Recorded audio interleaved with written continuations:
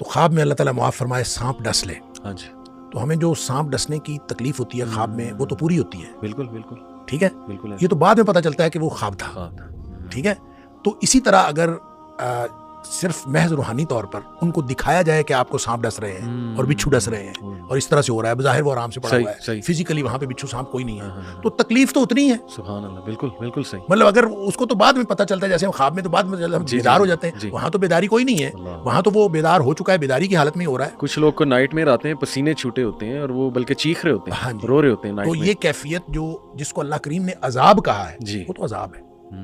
وہ قبر میں آئے، وہ قبر سے پہلے آئے، وہ قبر کے بعد میں آئے، جس کو اللہ کریم نے عذاب کہا ہے وہ عذاب ہے. صحیح. اور نبی پاک صلی اللہ علیہ وسلم نے اس کی تفصیلات بتائی ہیں تو وہ عذاب ہے. صحیح. وہ رہ گئی بات یہ کہ یہ روحانی ہوگا یا جسمانی ہوگا.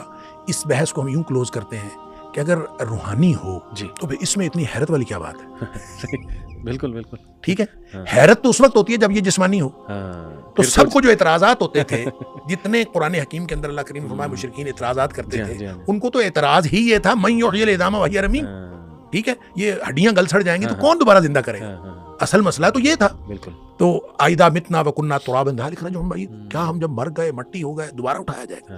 اصل جو اعتراض تھا وہ یہ تھا. تو یہ اعتراض ان کا بتاتا ہے کہ قرآن نے جب بار بار ان کے اس اعتراض کا ذکر کیا، اگر یہ کہہ دیا جاتا ہے کہ تمہیں خواب ایسے آئیں گے کہ خواب میں بچھو اور سانپ ڈسیں گے، تو پھر تو اعتراض کی بات ہی نہیں تھی. تو اعتراض بنا ہی اس وقت جب یہ حشر اجساد کی بات ہوئی کہ جسم دوبارہ زندہ ہوں گے اور جسمانی ثواب یا عذاب ہوگا. جنت میں جائے گا تو جسم جائے گا اور جہنم میں جائے گا تو وہ بھی جسم جائے گا. عالم برزخ کے اندر بھی جو عذاب ثواب ہوگا، جو عذاب قبر کے اندر عذاب ثواب ہوگا، وہ سارا کا سارا جسم کو. دوسری بات یہ ہے کہ حدیث کو حلال و حرام کے حوالے سے اللہ نے قرآن میں اتھارٹی دی ہے نبی کریم صلی اللہ علیہ وسلم. صحیح. سورہ اعراف کی آیت نمبر 157 میں اللہ تعالیٰ فرماتا ہے وَيُحِلُّ لَهُمُ الطَّيِّبَاتِ وَيُحَرِّمُ عَلَيْهِمُ الْخَبَائِثَ. جہاں نبی پاک صلی اللہ علیہ وسلم کی ڈیوٹیز کی بات کی، آپ کے فرائض کی بات کی، اس میں فرمایا یہ ان کے لیے جو پاکیزہ چیزیں حلال ٹھہراتا ہے اور جو ناپاک چیزیں وہ حرام ٹھہراتا ہے. حلال حرام کا جو اتھارٹی ہے اللہ نے نبی پاک صلی اللہ علیہ وسلم کو دی. صحیح صحیح صحیح. لہٰذا جو مچھلی کھاتے ہیں، میں تو اکثر کہتا ہوں جو مچھلی کھاتے ہیں وہ پہلے مچھلی کے مردہ حلال ہونے کی دلیل قرآن سے دیں نا، یا مچھلی کھانا چھوڑ دیں یا ذبح کر کے کھایا کریں. قرآن نے کہا حرمت علیکم المیتۃ والدم، جی ہر قسم کا مردار اور ہر قسم کا خون حرام ہے. صحیح صحیح. بات ختم. بات ختم. یہ تو مچھلی نبی پاک صلی اللہ علیہ وسلم فرمایا احلت لکم میتتان ودمان، دو خون دو مردار تمہارے لیے حلال ہے. اس میں آپ نے فرمایا الحوت والجراد، جو دو مردار حلال ہیں، ایک مکڑی ہے پتے کھانے والی اور دوسری جو ہے وہ مچھلی ہے. تو اس سے جو ہے مچھلی کا مردار حلال ہوا ہے، وگرنہ قرآن نے تو کیٹیگوریکلی مردار حرام کیا تھا. اس کا مطلب یہ ہوا کہ جو بات نبی پاک صلی اللہ علیہ وسلم فرمائے وہ اسی طرح سے حلت و حرمت کا درجہ رکھتی ہے جس طرح قرآن کی بات حلت و. اسی طرح قرآن نے کہہ دیا ما آتاکم الرسول فخذوہ وما نہاکم عنہ فانتہوا، جو کچھ اللہ کے رسول صلی اللہ علیہ وسلم تمہیں دیں وہ لے لو اور جو جس سے روکیں رک جاؤ. یہ اتھارٹی ہے نبی پاک صلی اللہ علیہ وسلم کی کہ آپ ہاں کہہ دیں تو وہ بھی قانون بن جاتا ہے، آپ نہ کہتے ہیں تو وہ بھی قانون بن جاتا ہے. پہلی تو بات یہ ہے. لہٰذا جو کچھ نبی پاک صلی اللہ علیہ وسلم نے فرمایا ہے حدیث کے اندر وہ حجیت کے اعتبار سے اس کے اتنی ہی اہمیت ہے جتنی قرآن میں ہے. ٹھیک ہے. دیکھیں نا حضرت ابن مسعود رضی اللہ تعالیٰ عنہ نے کسی خاتون سے کہا کہ یہ جو جوڑا کرنا ہے حرام ہے، جوڑا یہ جو خواتین اوپر جو بنا لیتی ہیں، تو اس نے کہا حرام ہے. اللہ نے اس کو حرام کیا. صحیح. تو خاتون آگے سے کہتی ہیں کہ میں نے تو سارا قرآن پڑھا، اس میں تو بالوں کا ذکر ہی نہیں ہے، تو تم کیسے کہتے ہو حرام؟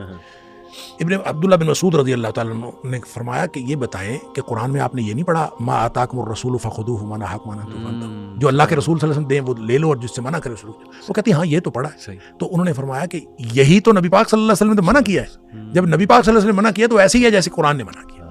لہٰذا جب عذاب قبر کا ذکر احادیث کے اندر آ گیا تو وہ ایسے ہی ہے جیسے قرآن میں آ گیا، کیونکہ وما ینطق عن الہویٰ ان ہوا الا وحی یوحیٰ. نبی پاک صلی اللہ علیہ وسلم کے بارے میں قرآن نے فرمایا ہے کہ آپ اپنی مرضی سے نہیں بولتے، آپ کے اوپر وحی آتی ہے تو بولتے ہیں. لہٰذا نبی پاک صلی اللہ علیہ وسلم جو کچھ فرمایا ہے، عذاب کی باتیں آپ نے عذاب قبر کی جتنی باتیں بتائی ہیں وہ ساری کی ساری اسی طرح سے اتھینٹک ہیں جس طرح سے اگر صحیح حدیث ہو. اگر صحیح حدیث ہو تو وہ اسی طرح سے اتھینٹک ہے جس طرح سے قرآن اتھینٹک. دوسری بات یہ ہے کہ قرآن کے اندر کم از کم 4 مقامات پر ایسے اللہ کریم نے ایسی آیات ہیں کہ جس میں واضح طور پر عذاب قبر کا تذکرہ ہے. جی یعنی اس سے یہ محسوس ہوتا ہے کہ جس دن مریں گے اس دن اس کے اوپر عذاب آئے گا. اشارتاً یعنی آپ کے نہیں اشارتاً نہیں بلکہ صراحتاً. مثلاً قوم فرعون کے بارے میں، آل فرعون کے بارے میں فرمایا کہ صبح و شام وہ آگ پر پیش کیے جاتے ہیں. بالکل صبح و شام وہ آگ پر پیش کیے جاتے ہیں اور جب قیامت والا دن ہوگا تو ان کو لیے بڑے عذاب کی طرف جائیں گے. اس کا یہ صبح شام جو چیز عذاب پر پیش کی جاتی ہے کہاں ہے یہ میرے خیال سورہ فصلت ہے، یہ سورہ مومن ہے، سورہ غافر، یہ سورہ غافر، جی جی جی، یہ سورہ غافر ہے۔ اس کے علاوہ سورہ توبہ کے اندر، سورہ انعام کے اندر، سورہ ابراہیم کے اندر کم از کم 4 مقامات قرآن میں ایسے ہیں جس سے اس طرح کے واضح اشارات موجود ہیں جس کو آپ عذاب قبر کہہ سکتے ہیں۔ اب عذاب قبر کا نام لے کے تو قرآن نے نہیں کہا، لیکن وہ عذاب قبر ہی ہے۔ جب آپ مر کے قبر میں گئے تو عالم برزخ کی بات ہے۔ اچھا، اسی طرح جیسے سورہ انعام کے اندر غالباً ہے کہ ان کو جب فرشتے جو ہیں آگے سے بازو پھیلائے ان کو وصول کرتے ہیں اور ان کو کہتے ہیں اخرجوا انفسکم، یہ وہی بات ہے، وہی الفاظ ہیں جو حدیث میں آ رہے ہیں کہ اخرجی، باہر نکلو، تو یہاں اخرجوا انفسکم، اپنی جانوں کو باہر نکالو، یعنی فرشتے یہ کہہ رہے ہوتے ہیں کہ اپنی جانوں کو باہر نکالو، اور اسی دن قرآن کہتا ہے کہ اسی دن ان کو پھر رسوائی کا عذاب ہوتا ہے، اسی دن رسوائی کا عذاب دیا جاتا ہے۔ تو جس دن جان نکلی اسی دن کوئی حشر تھوڑی ہو گیا ہے، عالم آخرت تھوڑی آ گیا، عالم برزخ ہے۔